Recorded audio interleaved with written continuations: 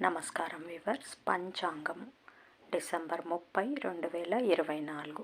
శ్రీ క్రోధినామ సంవత్సరము, దక్షిణాయనము, హేమంత ఋతువు, మార్గశిర మాసము, బహుళపక్షమి, సోమవారము, అమావాస్య రాత్రి 3:57 వరకు, తదుపరి శుక్లపాడ్యమి.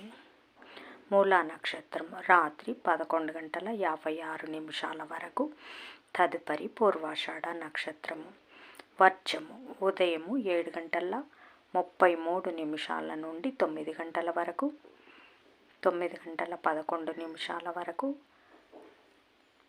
తిరిగి రాత్రి 10:19 నుండి 11:37 వరకు.